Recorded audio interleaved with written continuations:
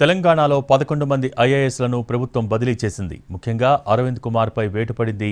విపత్తుల నిర్వహణ శాఖ ప్రత్యేక ప్రధాన కార్యదర్శిగా అరవింద్ కుమార్ను నియమించింది ప్రభుత్వం.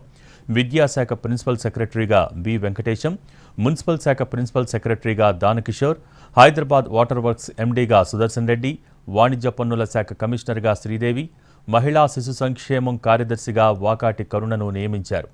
ఆరోగ్య కుటుంబ సంక్షేమ డైరెక్టర్గా ఆర్వి కర్ణన్, అటవీ పర్యావరణ శాఖ ప్రధాన కార్యదర్శిగా వాణిప్రసాద్, రోడ్లు భవనాలు రవాణా శాఖ కార్యదర్శిగా శ్రీనివాసరాజు, జీఏడీ కార్యదర్శిగా రాహుల్ బొజ్జా నియమితులయ్యారు.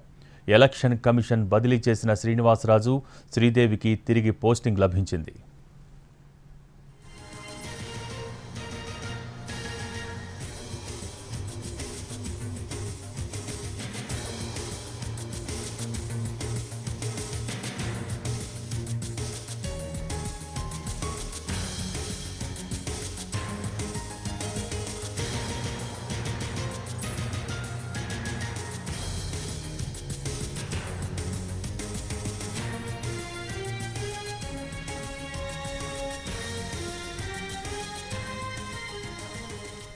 తెలంగాణలో 11 మంది ఐఏఎస్లను ప్రభుత్వం బదిలీ చేసింది. ముఖ్యంగా అరవింద్ కుమార్పై వేటు పడింది.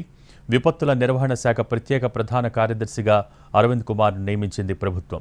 విద్యాశాఖ ప్రిన్సిపల్ సెక్రటరీగా బి వెంకటేశం, మున్సిపల్ శాఖ ప్రిన్సిపల్ సెక్రటరీగా దానకిషోర్, హైదరాబాద్ వాటర్ వర్క్స్ ఎండీగా సుదర్శన్ రెడ్డి, వాణిజ్య పన్నుల శాఖ కమిషనర్గా శ్రీదేవి, మహిళా శిశు సంక్షేమం కార్యదర్శిగా వాకాటి కరుణను నియమించారు.